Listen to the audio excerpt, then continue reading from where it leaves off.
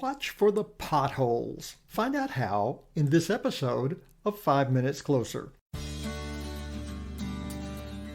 I'm Vaughn Weatherford, and this is 5 Minutes Closer.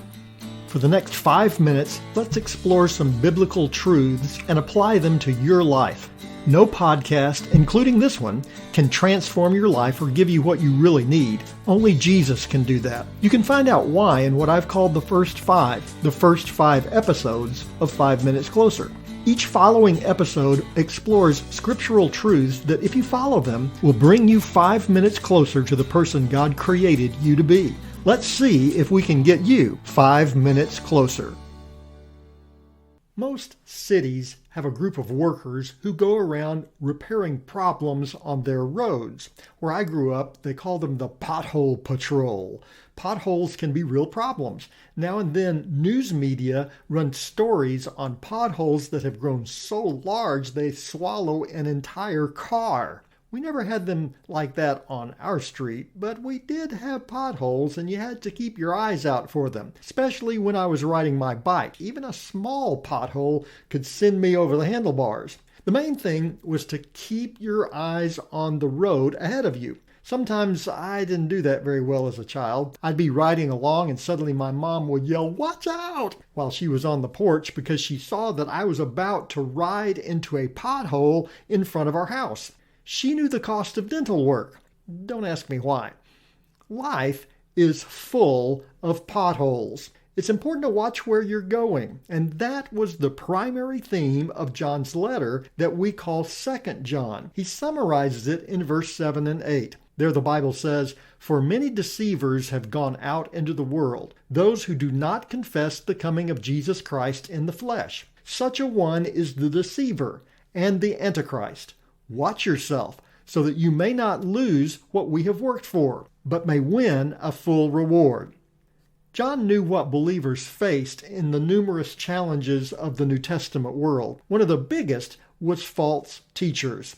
In John's day, a group of teachers claimed to be believers. However, they refused to acknowledge Jesus as the Christ. John calls them deceivers, and he uses a word that means wandering. The idea is that these teachers followed the soup of the day approach to theology. They followed whatever idea happened to be popular at the time. At this particular time, these were probably some forerunners of what would later become known as Gnosticism. It was a teaching that vaulted knowledge above everything. In fact, knowledge even above God himself. The main objective in this teaching was to know the truth. Unfortunately, in their efforts to prove that they had ultimate knowledge, these false teachers completely lost sight of the truth, especially about Christ.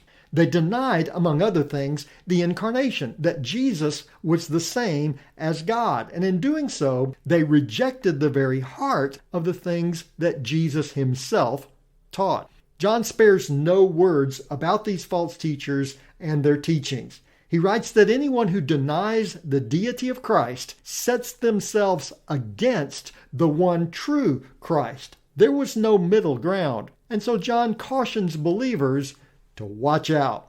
When John warns against losing what we have worked for, he's not referring to salvation. For one thing, we don't work for our salvation. It's a gift of God's grace. John did know, however, that the confusion these false teachings were creating could seriously hamper the witness of believers, especially if they fell into the traps of the false teachings. Their focus would be in the wrong place, compromising their teaching and squelching their evangelistic fervor. John and others had worked tirelessly to spread the gospel to those who had not heard it. The false teachings were distracting the church from this important work.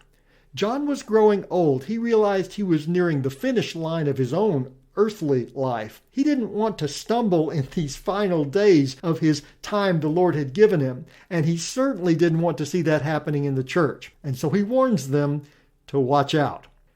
As a kid, my cousins and I, we used to climb around in my grandfather's barn. I'm not sure why. There was stuff to climb, so we climbed it. We would walk along the edge of the loft in the barn. Again, I'm not really sure why. I guess just because it was there. But when we were walking along that loft, you did have to watch where you were going. One step to the left was dangerous, but not so bad. You would end up in some hay bales. But one step to the right, and you'd fall about 12 feet into the water trough. Sometimes it amazes me that I survived childhood. Life is full of opportunities to fall into the water trough. You need to watch where you're going. If what you're hearing does not fit what the Bible says, be warned. There are potholes ahead. You have to watch your step. And you can, because now you're 5 minutes closer. My prayer is that these 5 minutes have challenged you, inspired you, and caused you to consider applying God's message for your life from His Word. To find out more, visit our website at 5minutescloser.com. Join me next time to see if we can get you 5 minutes closer.